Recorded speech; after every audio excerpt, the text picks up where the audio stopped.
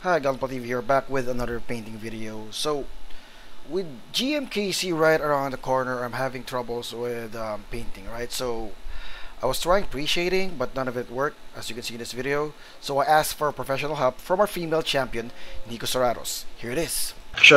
Hi, Galpa TV here, back with another painting video. Today, we visited Nico Serratos to learn some painting skills from her. Nico, say hi! Hi. Okay. So, ganito. Kapag dark colors, violet, diba? Pero ito blue yan.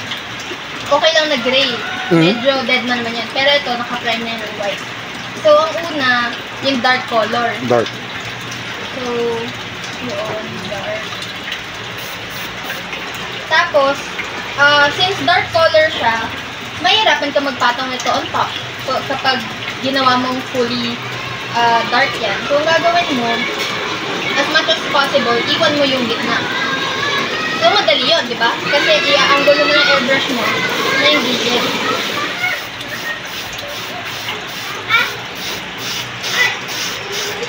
Tapos, hindi naman kailangan perfect. Basta yung gilid lang. Basta mag-iwan ka ng white or gray kung anong primer gamit mo.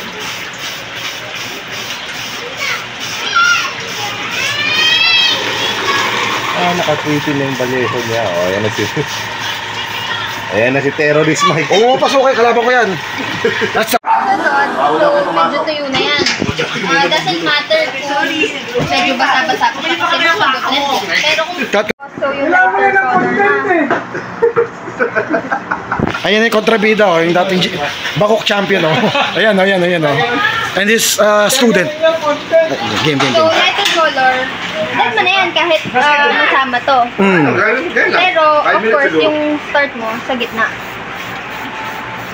So, kita mo agad Okay, yeah. na shaded na. Pero, syempre, medyo pangit yung Gilid, So, ang gagawin mo, i-miss coat mo all over. Okay. So, light layer lang para lang ma-blend yung shading. Parang ganun. Okay. Tapos na. Okay. Tapos ang ginamit mo primer white. Oo. Okay. Pero kahit gray, okay lang. Oo. So, may shading agad. Yeah. Diba? Malayo. Compare? Malayo. kasi mahirap nga, hindi ko rin ginagawa yun white at black.